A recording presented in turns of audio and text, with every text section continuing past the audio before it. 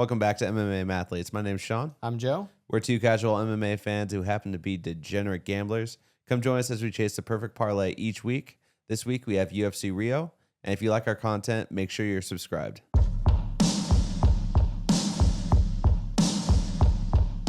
Before we get into it, we go live on Kick, Twitch, and YouTube Tuesdays and Fridays at 7 p.m. Pacific. Also, this Saturday, we're going to be live streaming the fight starting at 1 p.m.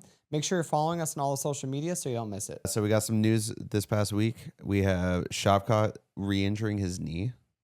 How do you feel about that? I mean, who would he fight? He's going to have to fight for, the belt. I mean, I'm assuming. I mean, I guess. I don't think Ian Gary is like that amazing.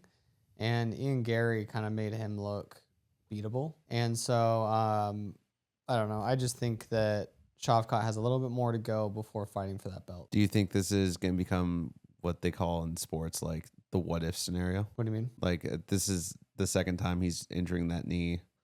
Maybe, a lot of people are saying that might be the beginning to a cycle. Yeah, the beginning of a cycle of him just being kind of injury prone, constantly getting dinged up. Who does that sound like? Fiziev? But I mean, in other sports, you see it all the time where someone's knee bothers him. Well, how'd he injure it? I think it was just from training. From training? Yeah. Sparring or just happened? I think it just happened. That's rough. Yeah, I mean, it definitely could just be like a wear and tear over the years of doing it. And then it could be just the descent. Like, how old is he? He's pretty young. He's under 35. I think he might be under 30. Under 30? How old is Shavkat Rakhmonov? Yeah, I was going to do that, but I can't say anyone's name right. So Siri would be like, who the fuck are you talking about? He is 30 exactly. What's his birthday? October 23rd. So he'll be 31 this year. Yeah, but so if he doesn't fight again, I mean, that's the scary thing too, is when people get injured. So let's say he's injured now, and then he's like, okay, cool. That's fine. I'm going to rehab, and then I'll be back in March. But then that March person, they back out. And then it gets canceled. And it's like, okay, well, that's okay. Yeah, no, it's fine. I'm gonna go in July then, And it's like, maybe he re-injures it. That's when it starts compiling, and all of a sudden you're out for 2 to 3 years. And it's like, okay, now you're 34, Hopefully we don't see that. Hopefully it's, he gets back to it, gets healthy. Because I do enjoy watching him fight. I really enjoyed his Jeff Neal fight. Oh, that was such a great fight. So good. So hopefully he gets better and then comes out and just puts on a clinic. Yeah. I mean, and you also level up with those huge, highly, those huge fights with a bunch of adversity. I feel like Ian Gary gave him a lot of problems and gives him a lot to think about to improve on for his next fight. So I've been really excited to see what his next fight, his next evolution is going to look like. It's just, hopefully it's not like one of those things where you see it with people like Derrick Rose, where they get one injury and it leads to another injury. And then it becomes this whole thing of, oh man, they could have had a sick career. We saw that at the end of Dillashaw's career with his shoulder and everything. He still can't move it, right? He can't get it above a certain level. I mean, he might be on some peptides to try to get that fixed or something, but. No, yeah, 100%. And speaking of retiring, we have Gilbert Burns saying he has 2 more fights left in him, and then he's out. He's kicking rocks. What do you think? I mean, that seems pretty safe for him. Yeah, good for him. Yeah, he's doing good. He's on the podcast with Money Moicano. Was it the Home of the Fight, I believe? He's doing good things. He doesn't need to fight at this point. Yeah, which is good. I mean, he made himself a very good life here, which is super cool. What about Ankalaev? You think he's retiring? He might. He has, I say this with a lot of respect for him. He does have I feel like a very soft psyche. Like we saw it when he got a draw decision against Jan Blachowicz, where he was like, yeah, I'm not fighting again. Like, it didn't go his way one time, and he was like, yeah, I think I might hang it up. So him actually losing like that, who knows? Yeah. And he was very dominant, but the thing is, I will not miss him. Sorry to say it, I won't miss him. Do you think that Alex Pereira kind of showed a blueprint of how to beat Dagestani fighters with that? Or do you think that was just kind of an anomaly? He's just that guy. No, that's just the way you beat a very dominant wrestler. You put him on the back foot, put him against the cage, make sure they can't do anything, and just knock him out. Pereira was going to do that, and he was going to knock him out. That was only going one way. Way different Pereira, yeah. however you want to say it. Very, very different one. Very different Alex. He came in and just walked him down, knocked him out. Amazing. Loved it. Loved every second of it. All fucking what? Sub-minute. No, I think it was minute 20. Really? Oh, yeah. Man. All 80 seconds of that. I loved it. I mean, I was jumping up and down for joy for that happening. Yeah. I mean, it was exactly what I wanted. Yeah. That's what I wanted. Even though my bet was for Ankalaev, that was with my brain. My heart wanted Pereira because the sport's better when Pereira's on top. No, 100%. And then I guess Alex wants to go up to Pereira wants to go up to heavyweight now, fight John Jones at White House. I mean, that's an interesting fight. I mean, I know a lot of people are calling for Pereira maybe getting Carlos Olberg at the White House. Yeah, I've seen that. I've also seen this ridiculous notion, him versus Aspinall. What a dumb fight that is. Terrible. But then we could see who's the best. Dude, Aspinall would destroy him. Yeah, he's going to absolutely wreck him. He just would. He's a natural heavyweight that is just crushing everyone. It wouldn't even be a fun fight. It would be Aspinall would win. Well, I mean, if it was a regular heavyweight where, it's just like he's heavy, he trains a lot, things like that. Yeah, like a Derek Lewis. Yeah. That'd be an interesting fight. That'd be a very interesting fight. But because Tom Aspinall is an absolute, freak of nature. Yeah. At his weight class, going up against a freak of nature, but his natural weight is closer to 205. That's not going to be nearly as fun. I mean, he walks around like 230 something, but still, I mean, going up to heavyweight, he would just get mauled by Alex. Alex would just take him down and just ground and pound him. Other way around. Aspinall. No. Imagine. No, but for real, Aspinall would just take him down and just do that. So it's just. I think he said that in a interview as well, that he was just he wouldn't even throw hands with him. He would immediately shoot for a takedown. Why would you? And then on top of that, he's on the back end of his career. Now's the time where he wants to do the super fights. He wants to fight the legends and cement that. He wants to do the John Jones, Carlos Olberg, all those fights. Those fights are fun fights that are entertaining for us as the viewer, the casuals, and then they also make him a ton of money. Yeah, but it's also in his realm. Yeah. Because John Jones, him being the way he is, he wants to beat Pereira the way Pereira fights. He wants to be better than Pereira's strengths. Yeah. So he's gonna fight him and outstrike him. That's gonna be his game plan. Carlos Olberg, he is a striker, so that striker versus striker matchup is that's what we're looking for as casuals to watch the fight. And he has that touch, the same touch Alex has. Yeah. So it's like, who's going to find that chin first? Yeah. That's very interesting. That's so interesting. Yeah. Very intriguing. You definitely are betting the under on that one. Yeah. It's not going to decision. And then he just pulls out, jumps the gilly just last minute. And then Merab dominated. He looks so great. Good. That is what we're talking about in terms of wrestling that we enjoy, though. Yeah. Where he is literally dangerous anywhere. He is taking him down, taking his back, taking him down. He's getting him towards the cage, taking him out. He is so active at all times. He had some wild takedowns. Dude, that one where he just it's essentially just sits on his ass and just pushes his feet against Corey's ankles and just takes him down that way. That shit was fucking sweet. Insane. I've never seen that before. I was like, that's some fucking wizardry right there. And Harry. Everyone in the comments that's like, oh my God, you guys are casuals. When I tweeted out and said that he might be he is the greatest bantamweight of all time, I got so much hate from all these people that were like, boring, most boring. That was not boring. That was great grappling. That was great. He stunned him on the feet too. Merab is a beast. He's a machine. He just keeps going forward. What are you talking about? That was a great fight.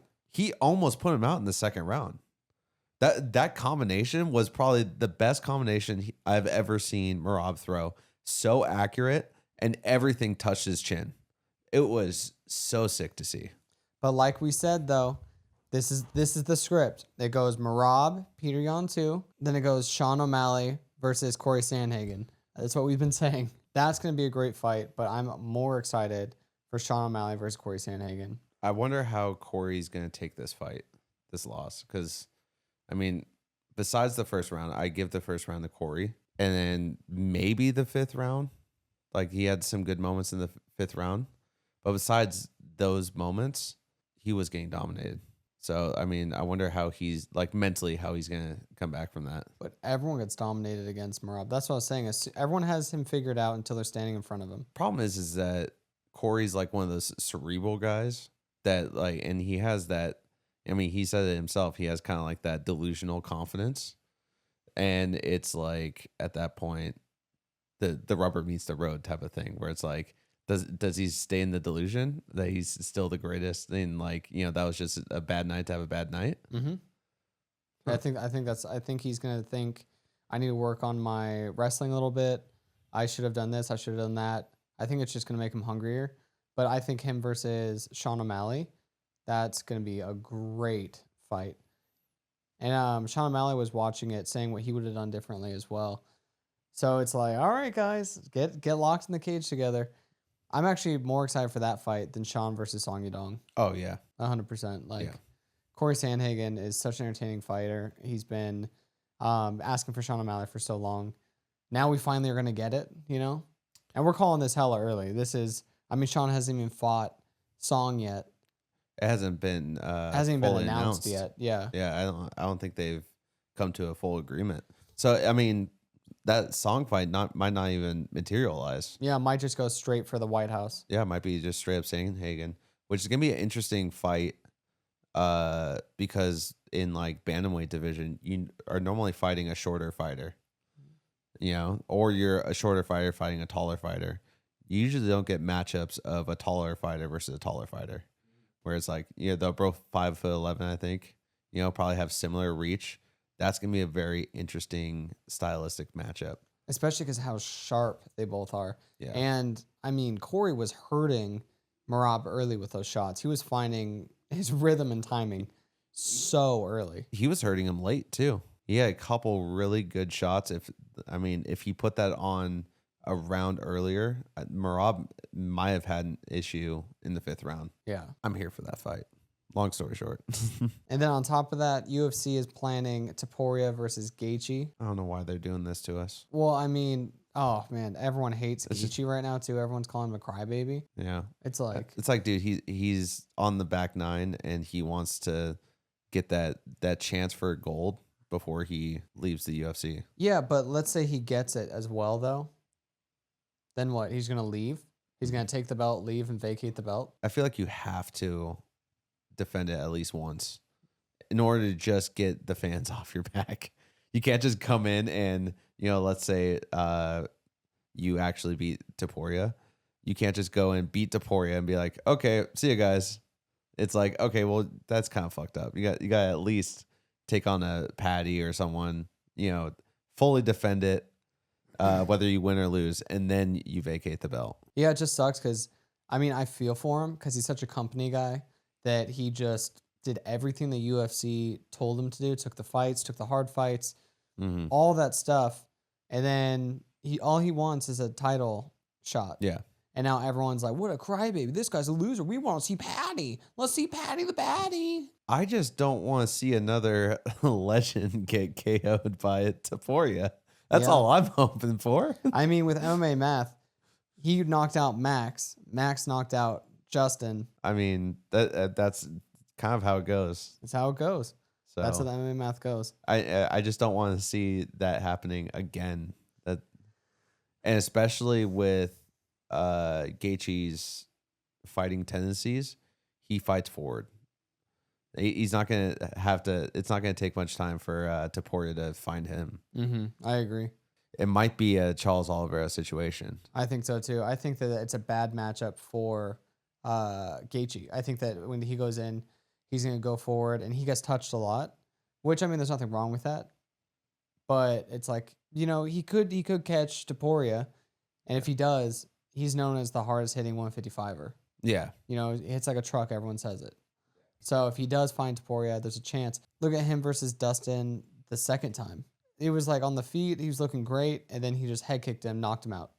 Could just be an early night. He could just set something up and just make it land. I mean, the only thing I can think of for him as a game plan is maybe just starting on the calf kicks early because he has vicious calf kicks. Yeah. They're nasty.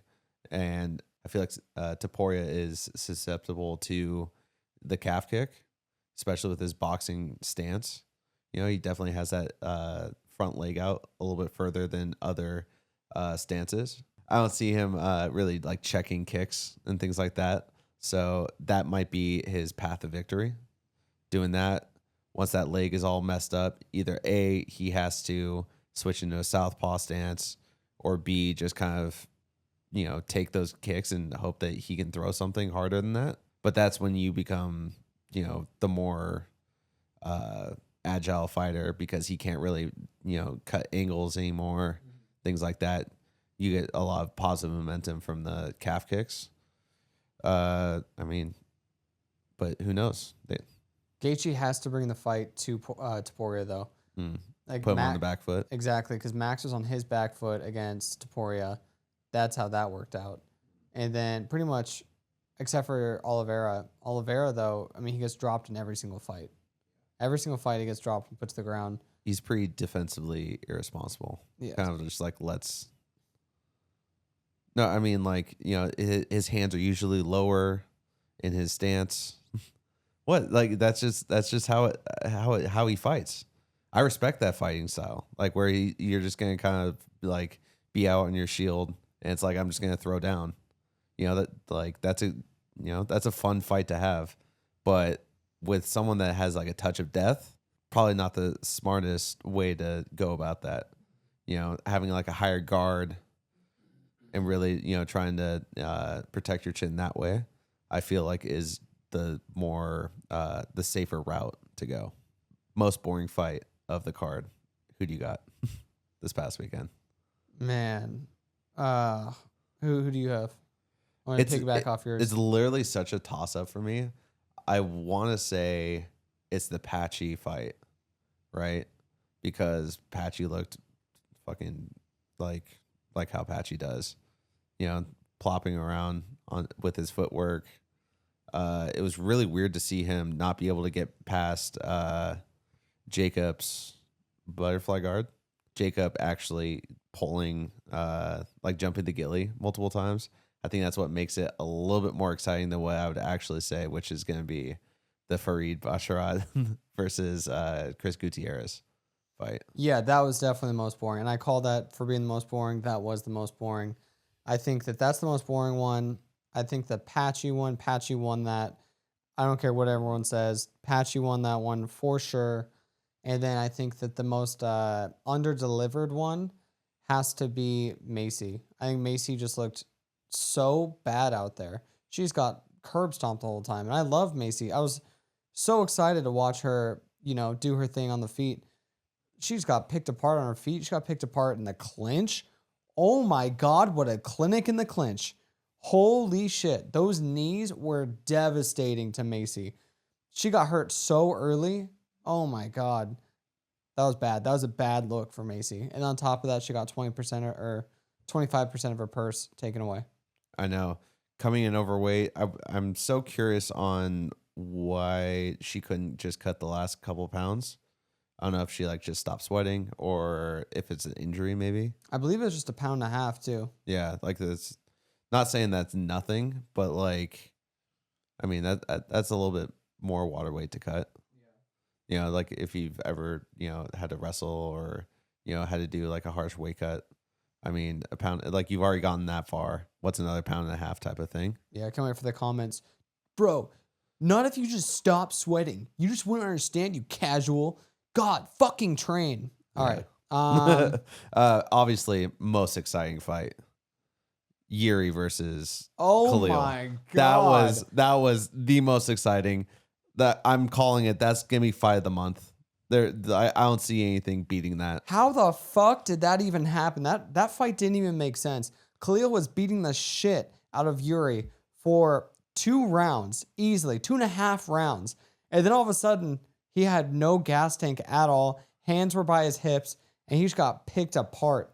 That was insane. Also, when they were clinching, he couldn't even throw a jab. He couldn't even throw anything. He was so gassed. When they were in the clinch, he hit him with the shortest elbow and hurt Yuri. I was like, how the fuck is this fight even a real thing? And when he put him out, my heart broke in half, man. I love Khalil, and I thought he looked great. I thought he was going to win the fight. And, man, I was so excited for all these haters to eat their words. And for everyone to talk shit about him, that was a great fight. He fucking put his heart out there. That was an amazing fight. No, props to both of them. Yeah. They literally put it all out there. And that's the fights that we want to see. Yuri looked incredible.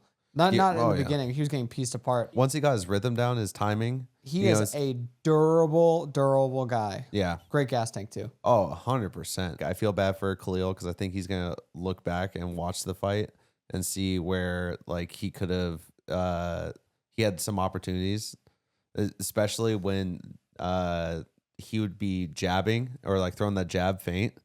And Yuri had so much respect for his hands that he would shield up immediately.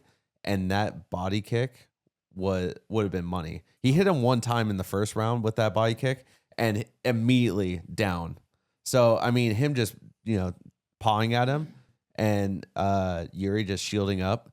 In my opinion, as a casual, he should have thrown that body kick. He should have just bop, bop, and then throw it in. But, Yuri is so durable. Dude, those body kicks, man, I love Khalil's body kicks. And when that hit him, he had a whole red mark the whole fight.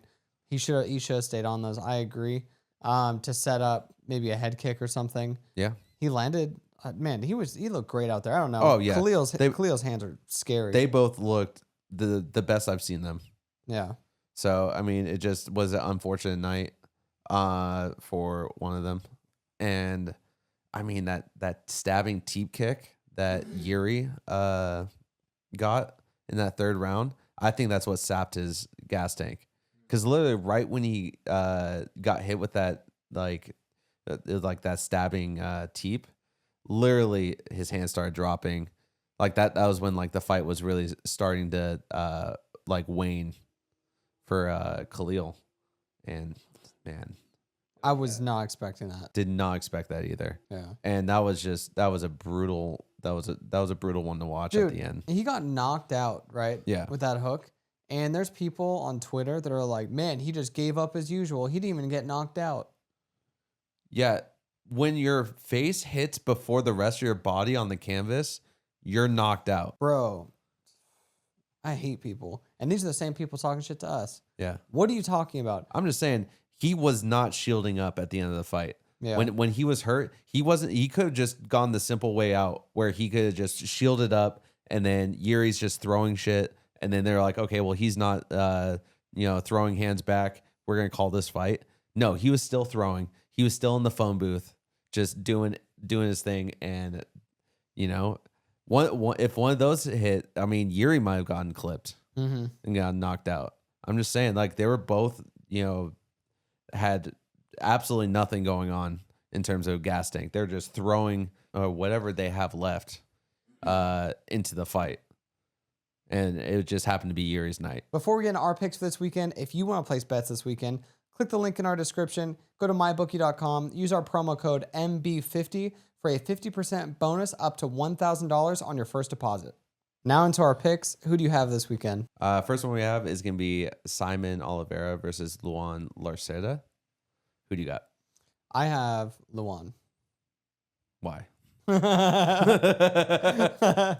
I just think that his boxing is better. His grappling, his pace, pretty much everything's better. I think he's gonna push the pace. And we saw Oliveira lose to David Martinez, who has a similar style. So I just figured I think it's just gonna repeat itself. I think his boxing is gonna be too much, and it's just gonna be a short night. I have Simon moneyline, but that's mostly because of the ring rust. I think Larceta hasn't fought in about 2.5 years. I'm maybe that makes a difference. But then Simon also he's fought higher caliber fighters, like you said, David Martinez, was it Daniel Marcos as well. I mean, obviously lost to both of them because those people are fucking animals and undefeated, obviously. But I mean, but I can be swayed either way. They're kind of a little unknown, kind of prospects. They're not really, in the ranking just yet. So I mean, I could be swayed. Yeah, definitely unknown quantities on this one. It's super hard. It was hard to find footage on either of them, which is kind of weird. It's weird when you have UFC fighters that you can't find footage for, like from the UFC. Yeah, it's really weird. I don't know why it's like that, but here, we'll just do this the gentleman's way.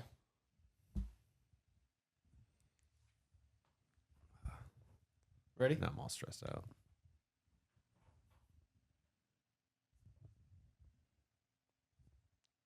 Bitch. Like, It's like perfectly on that area where it's not going to do it. there you go. Ready? Yeah. Out of 3?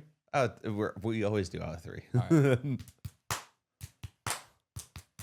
Damn. Damn. I got smoked on that.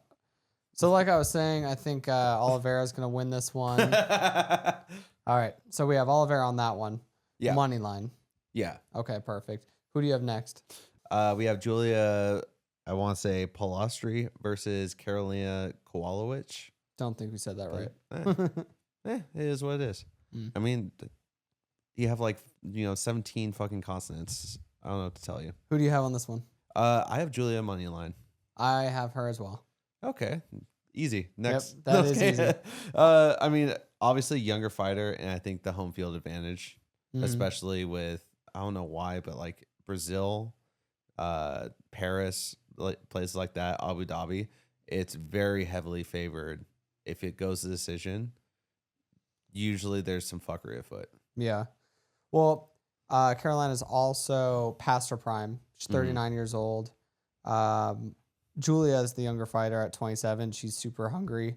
She's really good at like pushing forward and pushing the pace. So I definitely am going to give it to Julia on that one. And on top of that, she looked incredible against Lupi. She was just walking forward and she was hurting Lupi with shots. Really, really bad shots. Like every time she would hit her, she would feel those shots. And Lupi was having a really, really rough time, especially in the later rounds against her. I think she definitely has the heart to take this one for sure. 100% agreed. Next one I have is Walter Walker versus Muhammad Usman. This is so easy. The battle of the brothers. Yeah. It's gonna be Walter. Usman. Are you serious? No, absolutely not. I was about to just go off. Dude, Walker is such a beast, and he's just collecting heel hooks at this point. Oh yeah. And I think honestly, I don't think he needs a heel hook on this one. I think that he could find. I think he could find Usman's chin. I think he could find it early. Mm-hmm. I completely agree. I mean, I think that Walter's ground game, I mean, especially in the heavyweight, is a problem. Yeah. There's only maybe like 2 or 3 people in the division that actually can like stand a chance against his ground game. That'd be like Jalton Almeida is going to be up there. Probably Tom Aspinall. Like there's just like literally a handful of them. They're going to be able to compete with that ground game. Also, Usman lost his last fight, even though he won the decision. He lost that. I don't care what anyone says. I just don't think that Usman's ever really looked impressive to me. Yeah, he's never looked like a world beater. He's never looked like, man, he is a fucking problem. And Walter looks like that every single time I see him. Yeah, honestly, he steps in. I'm like, this guy's winning. And I just love when he wins too, because him and Johnny just go back and forth, just so happy. I love that. Oh, 100%.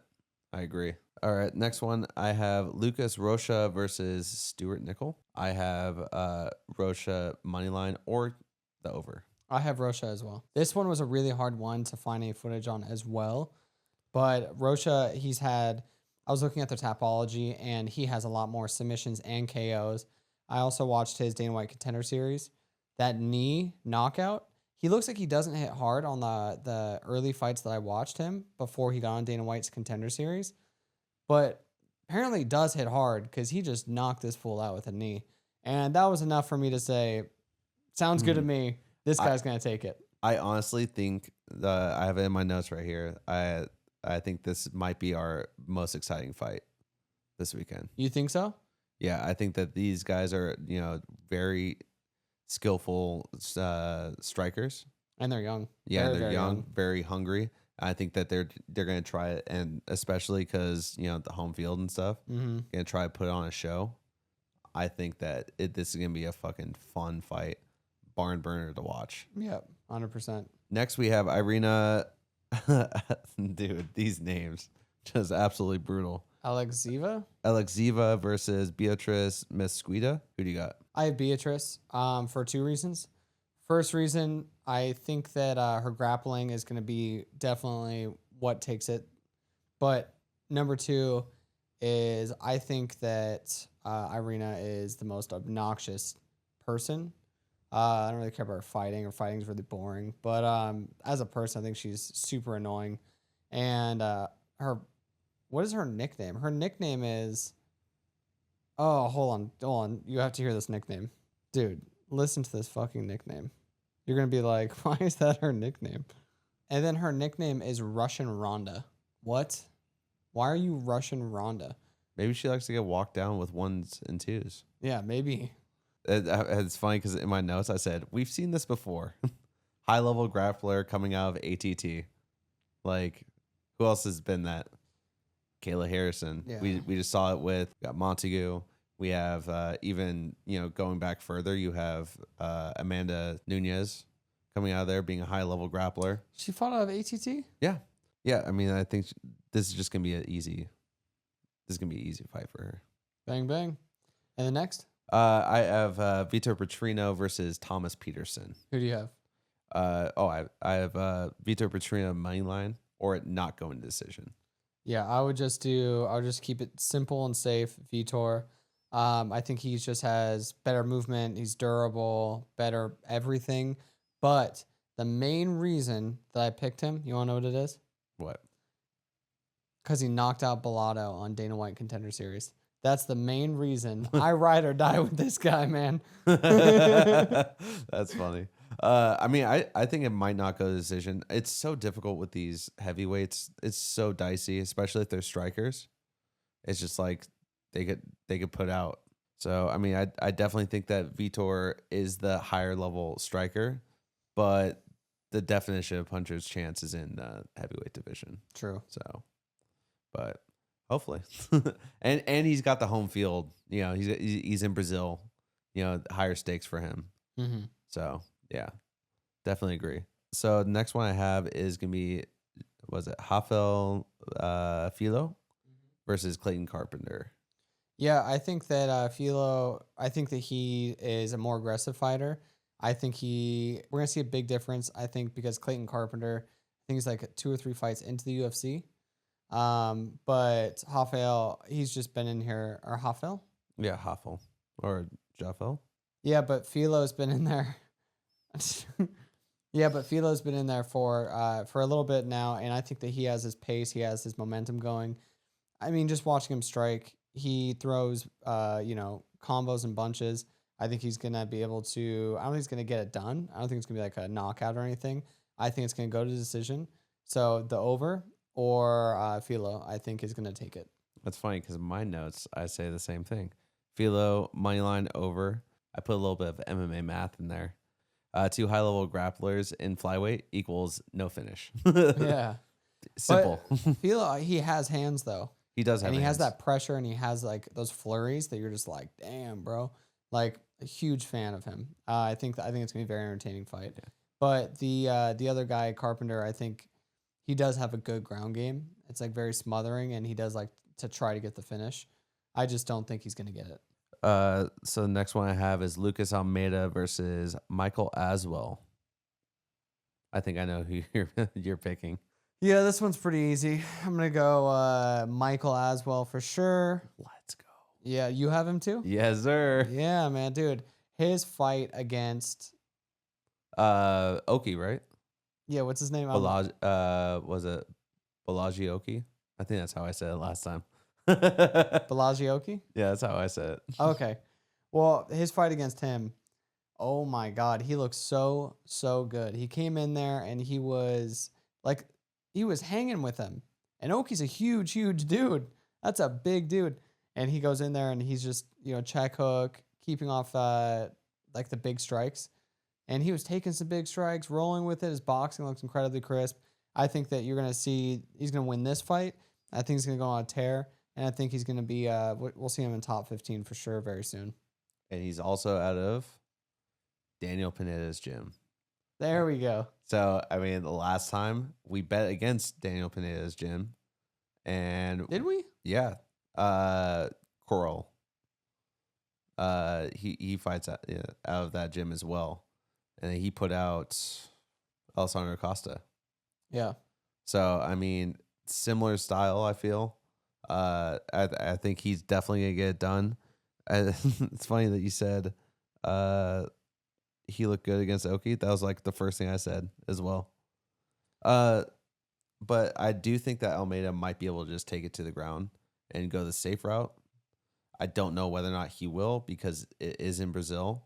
And I don't think he wants to like get boos from just people, just him just trying to heel hook him. Or I don't think that he would get booed. Doing ground game in Brazil. I think they respect it a little bit more than we do here. That's true. I mean, who knows? Who knows?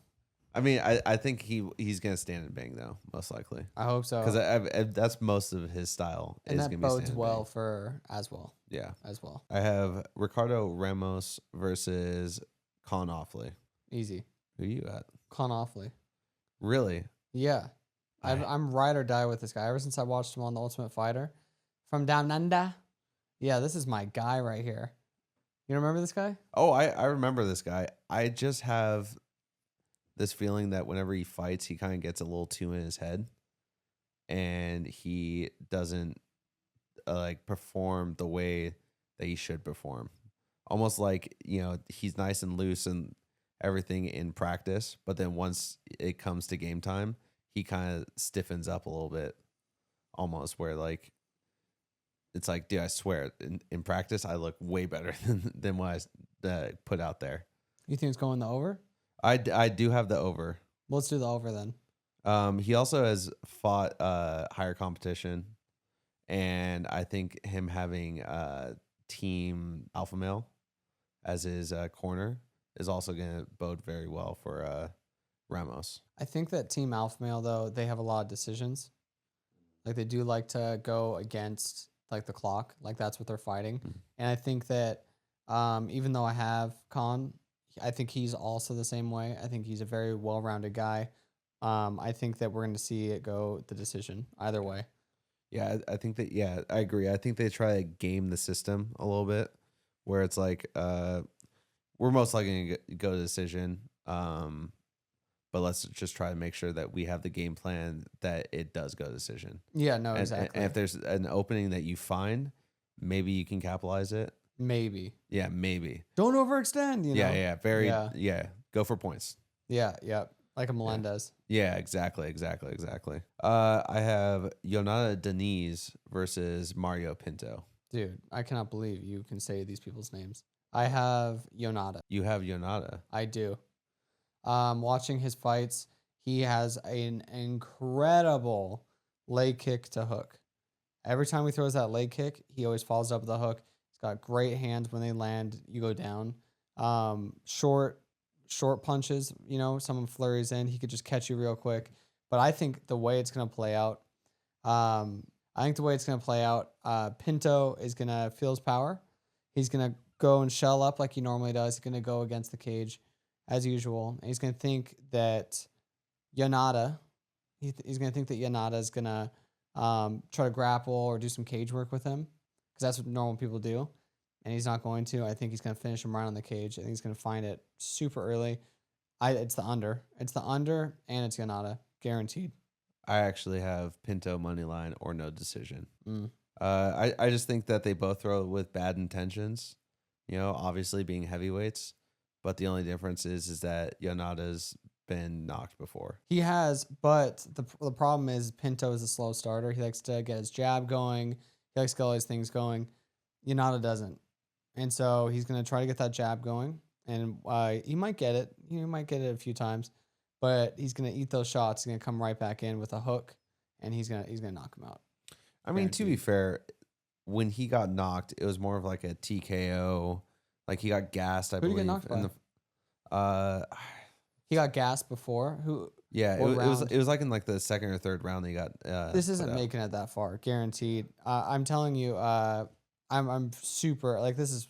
I'm gonna say this is my lock of the week. Him by KO. Yeah, Yanada by KO. Okay. He will be KOing Pinto. That supersedes anything I say. Okay, That's the lock of the week. All right, we'll put money line for the parlay. Yeah, but then for our lock of the week, we'll do the what's it called? 100%. He's knocking him out. That left hook, it's gonna find a home. It's gonna find it early. The next one I have is Vicente Luque versus Joel Alvarez. Very controversial. I think Joel. Really? I do. He's going up a weight class. He's going from 155 to 170. Bit of a jump. Huge guy though. He's like 6'2". Yeah, he's like 6'3", yeah. Yeah. So not a big deal in that regard. He's just gonna, eat more. I think he's gonna have more power. I think Luque, I believe he's 33, and then Alvarez is 32. But Alvarez is so sneaky on the ground. I think that he can get a submission. He's had tons of submissions. I think he's got great hands. He can get a KO. I think he can get it done anywhere in the fight. And with Luque, I think Luque's best feature is his heart. I think he's got a great heart, and he's really good at just pressing the pace. But I think Alvarez is just going to press forward. But I can see it where Luque hits him with some good shots, TKOs him against the fence. I don't see it happening, but I could see it potentially happening because I'm saying that I think that Joel's going to win. It's funny because I have Luque money line as well. I mean, I just think that Joel's first fight at welterweight. Is it Joel or is it Joel? I have no idea. I thought it was just Joel. Joel Alvarez. I thought just because he's like from Europe, he's from Spain. Joel. Because like that's how you say him, Joel Embiid's name. Okay. It's spelled like Joel. that. But that's cool. It could be. I don't say anyone's name right, so don't ask me. I don't know. I've never talked to this guy. He's never told me what his name is. So, all right. What were we saying, Scene? Exactly. I haven't seen Alvarez fight like live. Like I haven't seen him while I'm watching cards, but I've seen Luque fight multiple times. I really, really love Killcliff's gym as well. I think they're excellent game planners. I'm very, Joel Alvarez's gym is relatively unknown. I feel like there's not really many fighters that I know that are coming out of there. Not to say it's a bad gym or anything. Obviously, I'm just just unknown quantities. I don't know. I just feel like Luque, he looked good against Kevin Holland until he didn't look good against Kevin Holland. Okay, so let's just wrap this up. Vicente Luque. All right, since 2022, I'll just go through his repertoire. Jeff Neal knocked him out. Mm. Then he lost to Bilal Muhammad. Mm. Then he won a decision against Dos Anjos, which is, that's a hard fight, but that's in 2023. That's the end. That's like when he's like end of his career. Yeah, like, RDJ's, what's it called? Or RDA's, that was his like first welterweight fight, I think. Yeah, so there's that. Then he has a submission win against Themba. Yeah. But to be fair, I just feel like he could get that, Not that it was an easy fight, but just a huge mismatch. Yeah, the path to victory was that. Yeah. And they saw that, and that was just an easy fight for the match. Easy game plan. Gotcha. Then he was knocked by Buckley. Right? Mm-hmm. Then Kevin Holland beat him. But I feel like you're saying a lot of big names. Yeah, he's getting beat by a lot of big names. Yeah, he's getting beat. Yeah, but he's getting beat by killers. All right, let's go Joel Alvarez. Knocked out, dude. He knocked out Jakar close, and it was so sick. the sickest knockout. Oh, that was so tight. Isn't- Knocked out Alvis Brenner, Mhm. big name-ish. Yeah.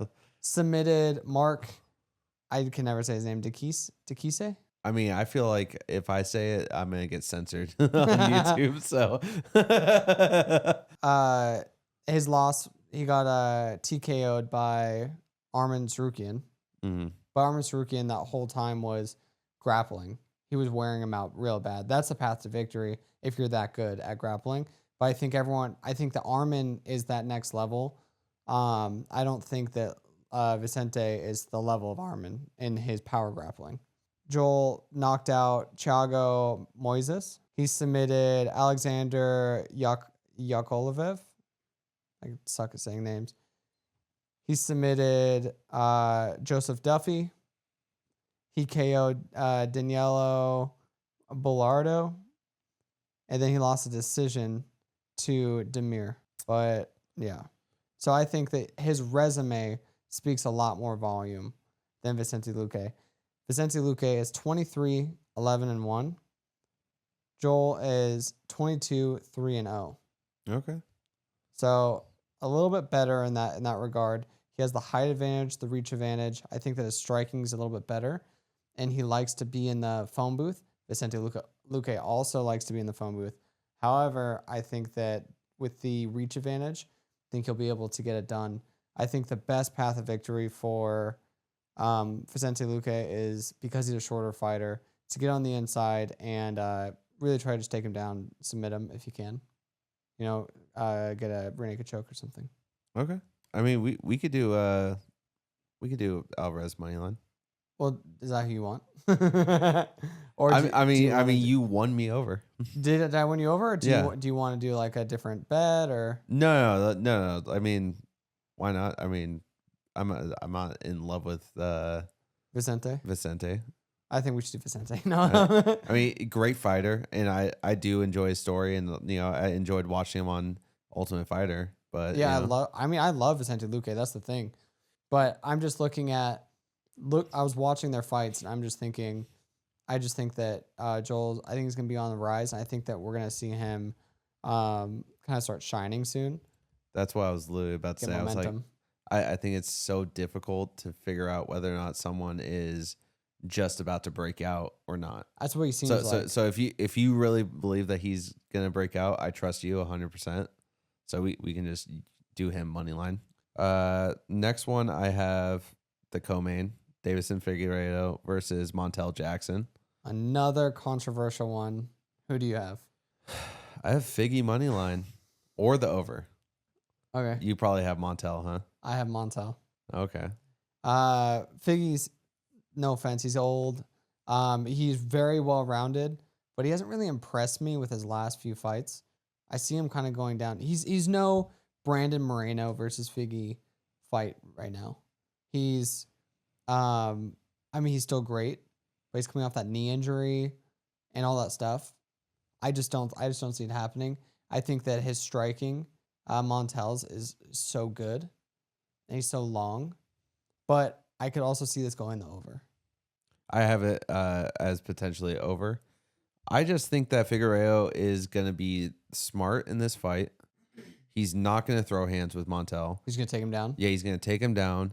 He's going to just, try to get some kind of finish from there, because that's his best path to victory, because Montel hits hard. You don't think that Montel thinks about that game plan?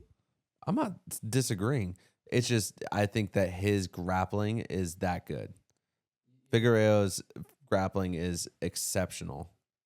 I wonder how it's going to play out with the knee. The knee at his age, I don't know how it's going to play out. The other thing is, like you said, his power. Dude, when he knocked out Blackshear, who the fuck was expecting that? Oh my gosh. On a straight too. Dude. Nice. Doesn't come around very often. I know. Y'all's is welcome. Y'all's is welcome. No, but no, I mean, I have Montel. I don't want to do the over just because I think that he could rock Figgy and then, like maybe he finishes it, underneath 2.5 rounds. but you conceded so much in the other ones. We could do Figgy. You know what? I mean, I do have a personal bias because I do love. I love Figgy. He's one of my favorite fighters to watch, and I would love. I mean, he's lost a couple fights in a row now. I just really want to see him just get back in the win column, and usually that's how it happens. Like, you know, I just don't see him losing 3 fights in a row. Well, like, so he went up into the weight division, right? Yeah, and I just feel like him going up to that weight, that's like that is his weight class. But Montel's, he's pretty big for the weight class. yeah. He's got good reach too. But I'm like, again, Figueiredo, his strength of schedule is just so much higher than Montel's. You think it's gonna be a grappling match then? Yeah, I think he's just a smarter fighter. Okay, well we can go Figgy on this one. And then when Montel, when Montel wins, I'll be back on this podcast talking shit, just like everyone in the comments does to me. You're gonna go and text me right after it. That didn't age well. If they only knew. That aged like fruit that's not inside of a refrigerator. I just think it's so funny because it's like, it's not like you guys are posting your opinions before the fight. You're only posting the opinion after the fight. It's like if someone was to ask you the question, but you know you're waiting for them to say the answer, and it's wrong, and then you go in the book and it says the right answer. You're like, well, it says right here, this is the right answer. You're wrong. Yeah. You know what else is funny? Is like, so when I'm like, oh yeah, like this guy, I just think he's gonna lose. I think that this. I give like facts, and they go, well, then you should step in the octagon with him. It's like, okay, well then by that logic, then that means that you're going for the other guy, you know, which means that you should step in the ring with the other guy then, if I have to step in the ring with this guy. Yeah, 100%. Like, what are you talking about here? By that logic, fucking stupid. Yeah. It's like, yeah, I know that he's going to fucking dust me. He's the 1% of the 1% in the fighting community. Even in the UFC in general, everyone in the UFC can dust anyone outside the UFC. That just is what it is. Yeah. Like, if you can get to the UFC, that's big. You could beat like 99% of everyone. If you can get to the UFC and win like 1 to 3 fights, dude, you're beating like everyone in the divisions below you. You know what I mean? Or not the promotions below you. Like you're running train on those divisions if you have that UFC experience. Even one, you see it all the time where like you'll have a contender series fighter, right? And he goes up against someone that's a fucking, you know, now we know that he's an absolute dog, right? Like I don't know, like Bo Nickel or someone, you know, someone that just steals the show or whatever. And it's like, oh shit, that sucks. And then that guy's, you know, goes back into the previous promotion. And then he just goes on a tear there, comes back into the contender series, puts out the person in the contender series. You level so much, even just with one UFC fight, whether you win or lose. Mm-hmm. You see it all the time. Even one, when you go higher, like we're going to see Corey Sandhagen go up against, hopefully, Sean O'Malley. That one championship fight, he didn't win the fight, right? But his knowledge and experience and everything is going to level so vastly. He's going to be a completely different fighter than what he was before he stepped in the ring with Merab. Yeah, I'm scared to watch that next fight. Yeah, exactly. I mean, also, Figueroa needs to get back on topic. He needs to play the smart fight. If he doesn't, I think Montel definitely does take it, though. So... now we got everyone's favorite fight, their fight of the year. They're already calling it. Charles Oliveira versus Mateusz Gamrot. Thank you guys so much for watching. Yeah, I mean, it's going to be him money line, or you could bet the over. You know, he's very durable. He's just a pressure fighter. He's going to go try to get him into the cage. He's going to take him down.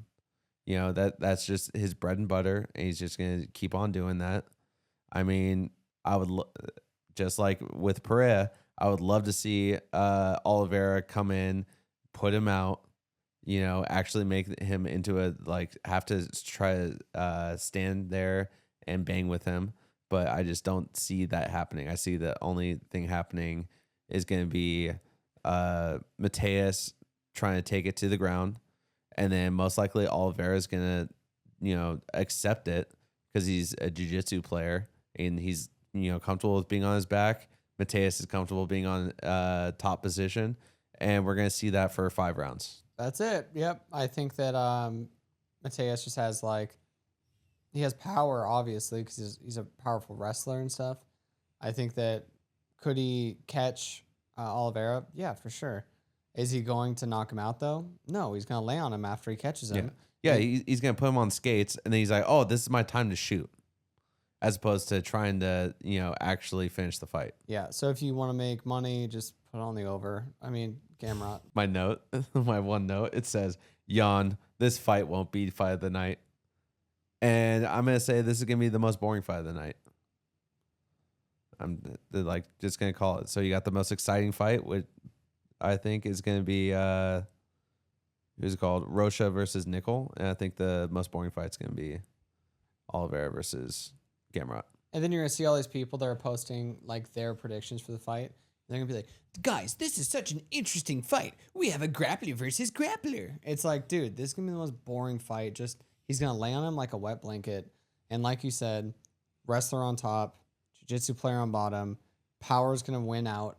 And it's going to be, he's going to grind him out for 5 rounds. They're both going to be dead tired at the end because they just went through a 25-minute wrestling Shark Tank.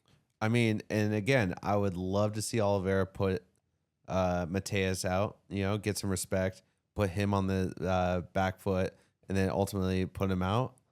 I mean, I don't see that happening. I would love to see Oliveira, throw up a triangle, get him in a some kind of submission, head and arm, something. I just don't see that happening. And I mean, it sucks because I want to see Oliveira in exciting fights because he's such an exciting fighter and he has so many dynamics to his fighting. But you're only as good as the person they put in front of you in terms of whether or not your fight's going to look good. Yeah, you need a good dancing partner. Exactly, 100%. All right, that's a wrap for this week's fights. Thanks for hanging with us. If you enjoy this content, our social media is in the description. Be sure to subscribe, cash those tickets, and don't forget, bet smart, fight hard. I'll catch you in the next card.